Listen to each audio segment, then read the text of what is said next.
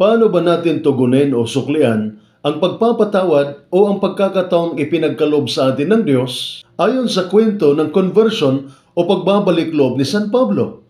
Ako po si Father Dion ng Post-Catholic Chaplain ng Headquarters and Headquarters Support Group, Philippine Army.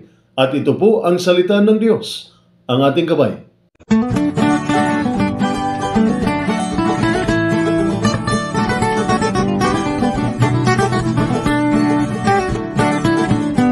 Ngayon po ay January 25 at ginugunita po natin ang conversion of St. Paul o ang pagbabalik loob ni San Pablo at ang mabuting balita ng Panginoon ayon kay San Marcos.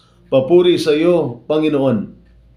At sinabi ni Jesus sa kanila, "Umahayo kayo sa buong daigdig at ipangaralin niyo sa lahat ng tao ang magandang balita. Ang sinumang sumampalataya sa akin at mabautismuhan ay maliligtas, ngunit ang ayaw sumampalataya ay parurusahan. Ang mga mananalig sa akin ay bibigyan ng kapangyarihang gumawa ng mga himala. Sa pangalan ko'y magpapalaya sila ng mga demonyo at magsasalita ng ibang wika.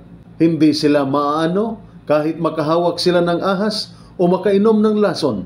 At gagaling ang mga may sakit na papatungan nila ng kamay."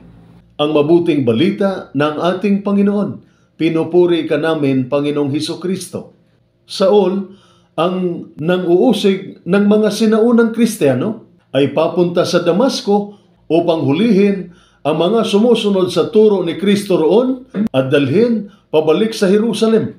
Pumasok siya sa bawat bahay at hinatak ang mga lalaki at babae upang sila'y ipabilanggo ayon sa mga gawa ng mga apostol, chapter 8 verse 3. Ngunit may nangyaring napakakaiba. Habang papalapit si Saulo sa Damascus na handang tugisin ang mga taong sumusunod kay Kristo na tinutukoy niya ritong daan, siya ay binagsakan ng isang kakaibang liwanag na nagiging dahilan ng pagkawala ng kanyang paningin. Pagkatapos, narinig niya ang isang tinig, "Saulo, Saulo, bakit mo ako inuusig?" Bulag at takot, siya ay nagtanong, "Sino ka, Ginoo?" Ang sagot ay, "Ako si Jesus, ang iyong inuusig," ayon sa mga gawa, chapter 9, verse 5. At pinapunta ni Jesus si Saulo sa Damascus at pinahanap ang isang taong may pangalang Ananias. Pinagaling ni Ananias ang pagkabulag ni Saulo at pinayuhan siyang magpabinyag sa pangalan ni Kristo. Ang pangalang Saulo ay iniwan sa Damascus at isang bago at buong ibang tao na si Pablo na pumalit kay Saulo.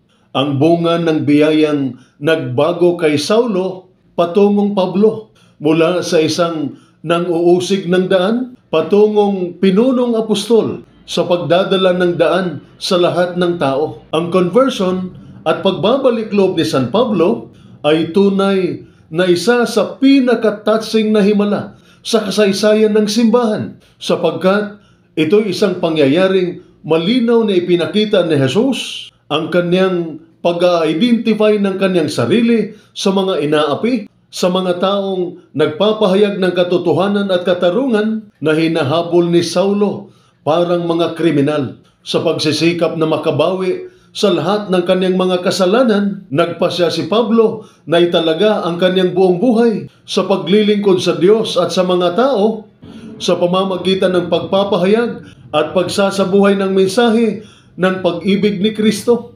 Ang kapistahan ng Conversion of St. Paul ay isang paanyaya na isaalang-alang ang ating sariling pagbabalik loob na para sa karamihan sa atin maaring hindi gaanong dramatiko, ngunit isang napakahalagang pagbabago. Ang bawat isa sa atin ay tinatawag na maging tunay na saksi ng Diyos, isang apostol o alagad sa ating mundo, tulad ng pagtawag kay Pablo sa kanyang tungkulin. Ito po ang salita ng Diyos, ang ating gabay. Manalangin tayo.